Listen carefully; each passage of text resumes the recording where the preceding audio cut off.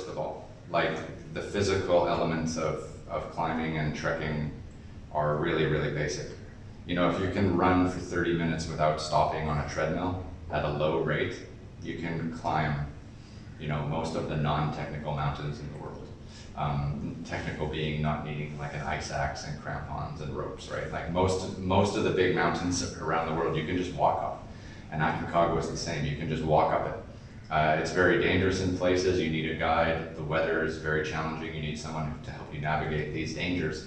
But if the weather is good, you can just walk up.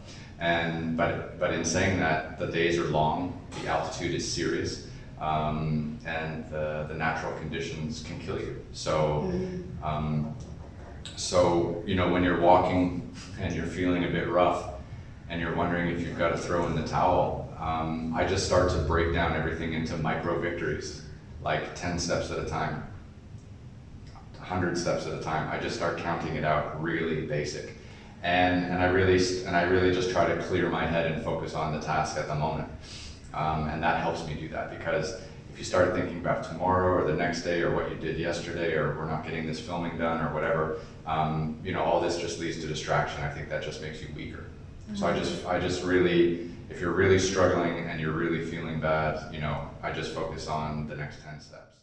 This TREKS in itself is a challenge, especially when you're getting towards the summit, but having to produce and having to film and having to get the content for your own show when you feel like dead. Yeah. Like, how do you manage to do all of that? Surely that must be quite challenging for you. Yeah, I think we have to just remember why we're there, and we're there to, number one, be safe and make sure we can come home, and then number two, we're there to tell a story. So, you know, sometimes, you know, I'll be feeling terrible, but then I'll just look around and be like, oh, this is pretty.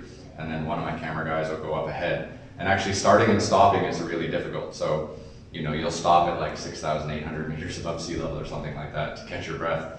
And then one of your camera guys will walk through, and he's also moving very slowly, and he's also really struggling. And then he'll set up a camera, and then you'll just walk slowly past him, you know, to get that shot to show just how high you are and how amazing it is. But yeah, you know, when you're a storyteller, you're always looking, you know, for the next great shot or the next place to do something to help convey to the audience where you are and how hard it is. So no matter how miserable you feel, you're always still kind of engaged in that storytelling process. Do you have any specific like mind hacks or techniques, like when you're feeling really low and challenged, that you do when you're climbing to kind of change your state? I think there's two things that I think about a lot. It's that whenever I'm suffering in a moment, I remember how hard I had to fight to get the privilege of being in that moment. So, you know, people watch extreme treks and they think it's fun that we get to travel all around the world, but, you know, it took us 7 or 8 years to get that show off the ground, of people saying no. And, you know, now that it was a success and we had the chance to travel around, that was a privilege. And we had to really fight for that. So I try to remind myself, you know, on a daily basis how lucky I am to be out there suffering. And gratitude. Exactly. And then the other thing is just breaking down the day, one day at a time, 1 hour at a time, you know, one climb at a time. And really just trying to break the day into like mini victories, because I think you can be overwhelmed by large tasks, like climbing a 7,000 meter mountain or walking 120 kilometers through the jungle.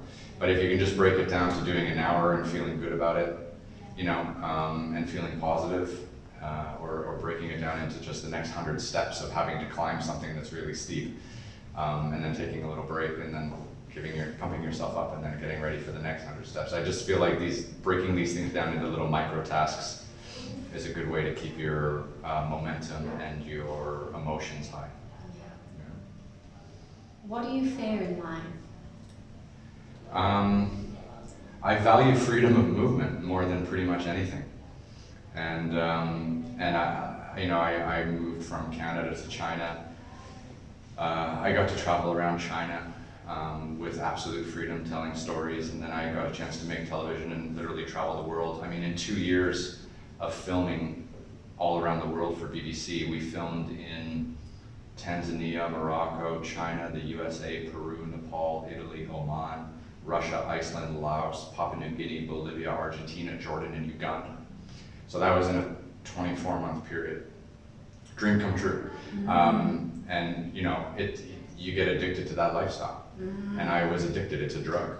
Landing someplace new, different smell, different people, different food, different culture, different altitude, different weather, new experience, how to tell the story, how to convey this to the audience, you know, where's the problem, what's the new task. I was living the life. It was incredible, and that freedom of movement was something I cherished a lot. Yeah. When I went climbing a couple of weeks ago, there was a group of us that went climbing, and we were talking about the mental aspect. You know, I mean, there's only so much of it's physical, but most of it is mental. And I think going out and doing these trips all around the world, it actually makes you more aware. You're way more aware of yourself, because you're spending more time with yourself, you're learning more about yourself. Then you're educating yourself about the country and the people and the culture you're in. So you humble yourself with the idea that, you know, you're not as smart as you are, and look at these people living this way for so many years, and you understand their way of life and their culture. And then when you come back to whatever the normal world is that you live in, you're heightened. You're not bothered at all by the things that other people are bothered by. You're not bothered by petty emotion. You're not bothered by domestic politics because you live on a plane and you travel the world. You're not, all these conversations just fly right over you or right below you, and you don't care at all. And then you're right, the exhaustion, you know, allows you to just slide through any pain. Because all you're doing is getting ready for the next journey or the next adventure. I guess the point I'm making, is that a good thing? Because for some people that have, say, pain and they have issues to work through, isn't it like just putting a sticky plaster because over the wound? No, I feel like you're solving the problem by going out and doing these things. So, I mean, I think I value my sanity. And I would say that over the years, my travel, my experiences abroad, my extreme adventures have allowed me to maintain a level of sanity that I might not have been able to achieve had I been in a city bombarded by the news, media, and the everyday problems that everyone seems to have to deal with. I don't think I'm well suited for that existence. I think for me, the adventure treks and the extreme adventures and stuff like this, it is meditative. And I feel like I deal with more of my problems out there than I will ever deal with in the city.